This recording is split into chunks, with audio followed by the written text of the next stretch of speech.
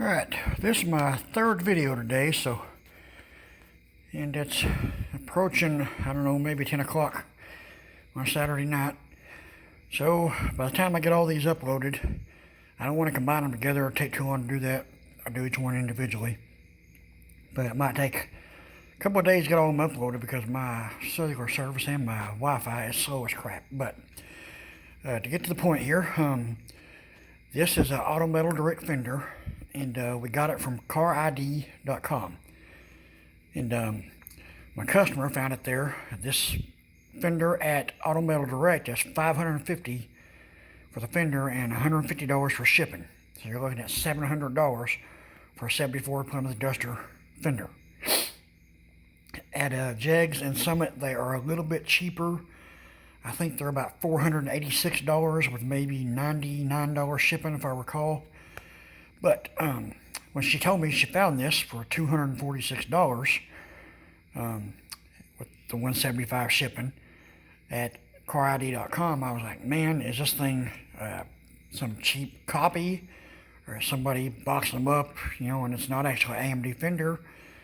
And she said, well, I'll go ahead and order it, and if it's crap, we'll just send it back. I'm ordering through PayPal.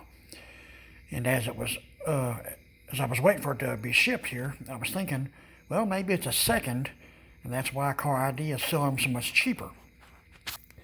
So I spent a better part of the day modifying inside the headlight bucket here, because this car has HID headlights, so to get them to fit, I have to cut out the hole there. And yes, I am aware that dirt and mud and everything else is going to fly through there, but the customer wants to keep the HID headlights that were in it, so that's what we did.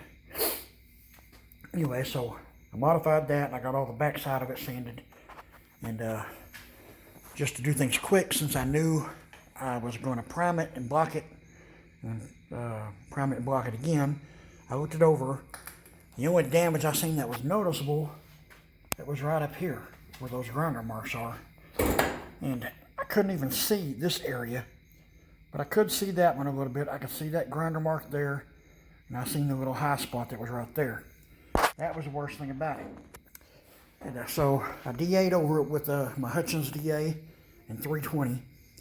And then I went back over it with a block in 320. I used a Dur block. And I'll just get down here and show you. Like I said, you can see those grinder marks there. And in areas like this where the stamping is, there's little imperfections. And I don't know.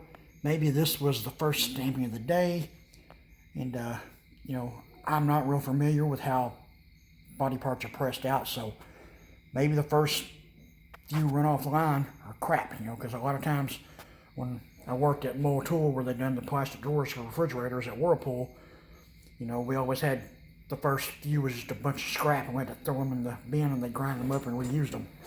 You reuse the plastic for something else. But as you can see here, there's a few little dings in it, and there's a few little high spots everywhere. You can see the brighter silver areas; those were the high spots, and the darker spots, like right there, there's a low spot. There's a low spot, and there's some minor ones. And it looks like, and I'm not sure, that could be my 320 block scratches there.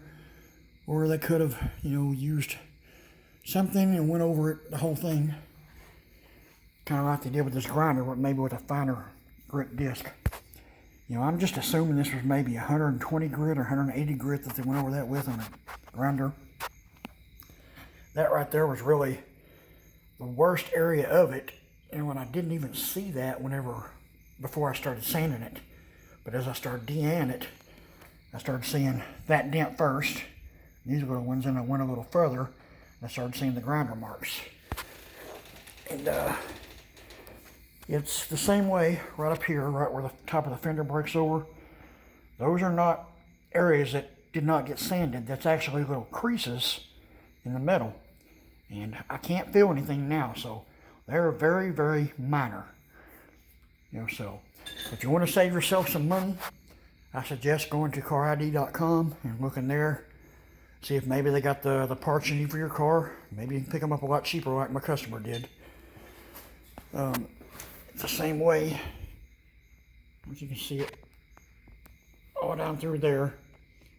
And where the line's there, it's just little imperfections. And I'm just assuming that's where the metal gets broke over in the press, you know.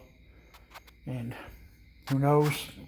I don't know if the presses, if they got to be warmed up before the metal starts forming or out or what. You know, like I said, I'm totally unfamiliar with that process of it. But I just want to do this video and show the shape of this fender. Honestly, I think you could put 3 coats of primer on this and block it. And for production work, or if you didn't want to do a show car, I think you could, after you blocked it, then go hand sand it with a 500 grit wet, or maybe 600 if that's what you like. It'll be fine. Paint it, be fine all day long. That's my honest opinion. If you want a show car, I say put 4 or 5 coats of primer on it now, block it with 180, go back, put 2 or 3 more coats on there, and then block it with 320, and then go back and wet sand it with 500 or 600, and then clean her up, tape it up, and paint it. So there's my 3rd video for the day. I'm gonna get all these uploaded, and as usual, I hope what I share helps everybody. And like my video, leave any comments, ask any questions you got any. I'll get to them as soon as I can, and I'll answer to the best of my ability. If I don't, you know, any of you other guys that, you know, if you have some good knowledge and, you know, want to put your input in, go ahead. I just ask everybody to be polite and respectful. That's the key thing on my YouTube channel. I don't tolerate any, you know, disrespect towards anybody. I wouldn't want to be treated that way, and I don't treat anybody else that way. So anyway, thanks for watching.